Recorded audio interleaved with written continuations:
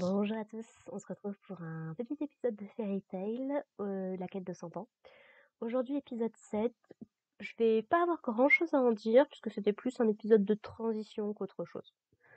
Donc on retrouve la ville d'Elmina suite au combat qu'il y a eu entre le dragon Suijin et l'équipe de Natsu, et notamment les ravages d'Ignia et de Natsu avec leurs flammes. Et en gros, Suijin a survécu. Il va plutôt pas trop mal. Grey fait d'ailleurs noter que, vu ce qu'il s'est pris dans la tronche, oh, c'est quand même un sacré monstre, soyons très honnêtes. Au moins ça va, comment dire, euh, il est à l'image de son rôle, de son statut de dragon divin, quoi, effectivement. Même Natsu, même avec tout ça, n'a pas réussi à le tuer réellement, quoi. Alors, je vais être très honnête, je pensais que ça allait se terminer de façon très différente. Des souvenirs que j'avais, il me semblait que c'était Wendy, en fait, qui utilisait un enchantement pour sceller ses pouvoirs.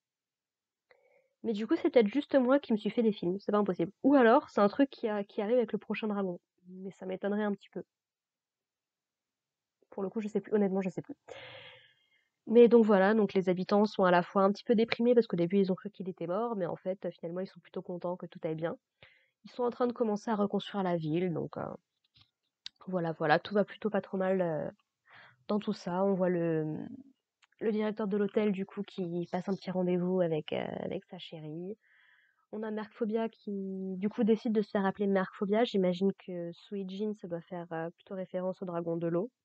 En fait, il considère que ce qui s'est passé, c'est un petit peu comme s'il était mort. Donc, en fait, il veut plus en parler. Pour lui, il s'appelle Mercphobia. J'imagine que Mercphobia, ça doit être son nom de base. Enfin, c'est très, très compliqué comme truc. J'ai toujours pas d'explication réelle sur le pourquoi du comment il a deux noms différents. Il décide, du coup, de se faire appeler Mère Melu par, du coup, sa suiveuse, là, qui du coup s'excuse d'avoir lâché le mage blanc en fait sur lui, même si elle pensait bien faire. Je vais être très honnête, je trouve qu'elle ne se prosterne pas assez pour des excuses, vu à quel point elle s'en veut et ce qui s'est passé. Ça me donne un peu l'impression qu'elle s'en veut pas tant que ça, mais bref. Donc les Japonais ont tendance à vraiment faire des excuses très particulières, donc ça manquait de conviction, je trouve. Mais voilà, donc globalement, tout va plutôt bien dans le meilleur des mondes. Il explique voilà, qu'il a plus du tout de pouvoir. En fait, il a dû utiliser, j'imagine, tout le reste de magie qu'il avait. Et donc maintenant, il lui reste plus qu'à passer à autre chose. Donc il est plus ou moins devenu un être humain normal. Voilà. Je le verrais bien avoir une petite romance avec sa copine, là, sa servante. Même s'ils peuvent juste rester dans une relation de maître à servant sans que ce soit compliqué. Mais je trouve qu'ils seraient plutôt mignons ensemble. Voilà. Quoi dire de plus? Alors, il va leur donner des informations sur les autres dragons. Alors, il y en a un, le dragon d'or, il ne sait absolument rien, il ne l'a jamais vu, et il explique, voilà, que ils n'ont pas choisi de se faire appeler des dragons divins, c'est les gens qui leur ont donné cette appellation. Ce qui étonne un petit peu Natsuo, qui dit, ils font des mauvaises choses, mais ils s'appellent, mais on les considère comme des dieux. C'est quoi la logique? Et la fille de lui dire que oui, mais généralement, face à quelque chose qui les dépasse, les humains ont tendance à en faire une divinité. Ça existe depuis la nuit des temps dans notre espèce, hein, c'est pas nouveau. Et qu'il se fiche un petit peu de savoir si ce serait plutôt un dieu positif ou négatif, quoi. Et soyons très honnêtes, il suffit de regarder nos religions, principalement les monothéistes, parce que c'est celles qui ont survécu. Mais quand on regarde les dieux romains ou grecs, par exemple, c'était pas des symboles de vertu non plus, quoi, la plupart du temps. Donc voilà, donc il dit que donc on a abordé le cas de Ignia, qui est donc le fils d'Ignir, qui a ravagé beaucoup de villes sur le continent.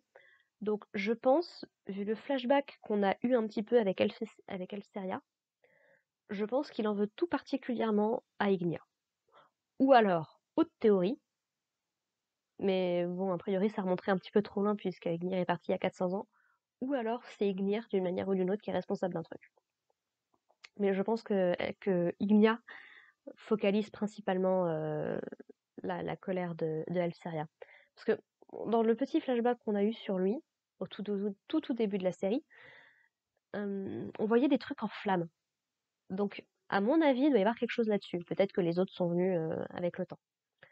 On voit notamment Elfsaria en fait qui a un espèce de vitrail qu'on voit dans l'opening aussi, avec les 5 dragons divins. Et on voit que ce qui représente Suijin du coup s'éteint. Donc d'une manière ou d'une autre, il est capable de savoir quand il se passe quelque chose. Et il a l'air de se concentrer vraiment sur celui qui représente Ignia. Donc à mon avis, il y a un délire par rapport à tout ça. Voilà, on verra bien ce qu'il en est. C'est peut-être lui en fait le grand méchant au final, tu sais. C'est théorie à balancer random comme ça, parce qu'encore une fois j'ai lu le manga, mais ça fait très très longtemps et mes souvenirs sont pas du tout clairs. Il nous parle ensuite du dragon du bois Aldron. Donc on nous explique que qu'il appartient à l'espèce la plus grande de tous les dragons, donc il doit être immense quand tu vois les autres dragons. Voilà, qui maîtrise, je crois qu'il s'appelle Aldron Mokushin. Moku, si on a fait un petit peu de Naruto, on sait que c'est un rapport avec le bois, le Mokuton et tout ça. Et enfin, donc on a le dragon de la lune qui apparemment utilise la puissance des astres. Moi personnellement, c'est plus de celui-là que j'aurais peur. Et Suijin nous dit que à l'heure actuelle, nos personnages ne sont absolument pas au niveau, quoi. C'est-à-dire que quand on voit comment ils ont dû galérer face à Suijin, à mon avis, les 4 autres, s'ils sont au moins de la même puissance, c'est mort. Et on nous précise que Suijin n'avait utilisé que la moitié de sa puissance. Donc bon courage, quoi. Je vous dis la puissance des astres. Puissance des astres, peut-être que Lucie, je viens d'y penser avec Uranometria, peut-être, et ses esprits, peut-être qu'elle sera particulièrement désignée pour ce dragon-là, je ne sais pas. Parce qu'on a 5 dragons, on a 5 personnages dans notre groupe.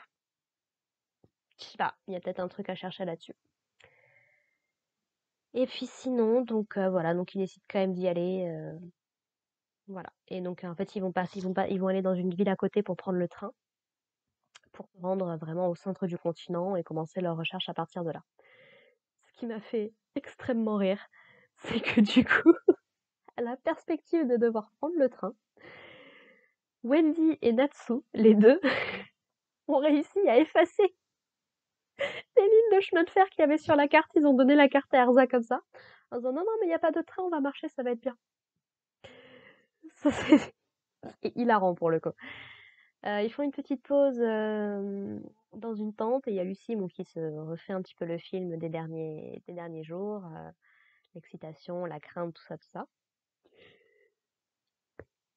Et il y a Natsu qui vient la voir et du coup qui décide, voyant que Erza dort profondément et qu'elle est toute tranquille et tout, décide de lui dessiner sur le visage. Il en profite pour faire Wendy et Lucie également et tout le monde se marre le lendemain matin au réveil, quoi. Voilà, on a un petit aperçu de la guilde Diabolos également. On voit ce qui a l'air d'être leur chef, voilà, qui boit le jus de la viande au lieu de manger la viande. Admettons, ça a l'air d'être encore un taré de plus. Bon, voilà, euh, le petit groupe là du coup lui a fait un rapport de la guilde qu'ils ont croisé. Visiblement Fairy Tail, ça leur évoque rien. Bon, admettons, pourquoi pas, c'est sur un autre continent. Voilà, et puis on a du coup Natsu qui est un petit peu en plein doute, qui s'excuse auprès de Lucie du coup pour ce qu'il a fait. Parce qu'en fait, il demande à Happy en fait ce qui s'est passé après qu'il ait mangé les flammes, parce que visiblement il n'a pas de souvenir de tout ce qui s'est passé après en fait. Donc il était plus vraiment lui-même, on va dire ça comme ça. Et voilà, Lucie nous explique qu'elle a quand même eu une sacrée brûlure au niveau de la poitrine, mais que Wendy l'a soignée. Et voilà, Natsu s'excuse complètement. Lucie essaye de lui dire non mais c'est pas grave, t'inquiète pas, mais tient quand même à s'excuser. Il s'est passé quand même quelque chose d'assez grave, d'assez important, quoi. Voilà. Et puis du coup, voilà, la perspective de devoir faire 8 heures de train, parce que c'est 8 heures de train, ça démoralise profondément Wendy. Je n'imagine même pas 8 heures de train. Enfin, un Paris-Toulouse en TGV, ça fait 2-3 heures. Je sais plus combien, mais c'est plus énorme. Je sais que du Paris-Clermont, vu que c'est un TER, ça fait du 4 heures. En TGV, ça va bien, quoi. Je crois que c'est un Paris-Bordeaux en 2 heures, un truc comme ça. Enfin bref, 8 heures, c'est énorme. Après, c'est pas les mêmes types de trains aussi, donc admettons. Et puis du coup, il croise un sosie complet de Erza dans la ville. Alors honnêtement, ça je m'en souviens pas du tout. Je pense pas que ce soit du filler. Enfin, un truc inventé en tout cas par rapport au manga. Je ne pense pas. Mais alors honnêtement, ça ne m'évoque strictement rien. Et en fait, ça a l'air d'être quelqu'un de suffisamment connu parce que du coup, tout le monde la prend pour Erza. et en fait essaye de demander des autographes à Erza. Et en fait, cette personne finit par les emmener dans un endroit qui s'appelle Fairy Nail. Voilà, je vous avoue que ma première intuition, ça a été de me dire, Edolas existe, est-ce que ce serait pas la Erza d'Edolas? C'est un personnage qui s'appelle Erkis apparemment. Et puis Fairy Nail, voilà, je sais pas, je sais qu'Edolas revient à un moment dans cette histoire, mais en même temps, vu ce qui se passe, ça me paraît très bizarre. Enfin, honnêtement, je sais vraiment pas ce que ça m'évoque rien du tout, ce truc-là. Et l'épisode se termine là-dessus, donc je sais pas du tout où ça veut nous emmener. Mais le prochain épisode fait référence au dragon de la Terre, donc peut-être qu'on va apprendre des infos à ce moment-là, je ne sais pas du tout. Voilà, voilà, rien de plus à dire sur cet épisode. Bonne animation, bon seiyuu, bonne musique, voilà. On est sur du classico-classique. Voilà, voilà. Donc moi je vais m'arrêter là. Vraiment c'était un épisode de transition, il n'y a pas grand-chose à en dire, quoi. Sur ce, bah écoutez, on se retrouve la prochaine fois du coup pour l'épisode 8. Moi il sort dimanche dans 2 jours. J'ai hâte de voir ça. Et puis bah en attendant, voilà, portez-vous bien. Allez, bye.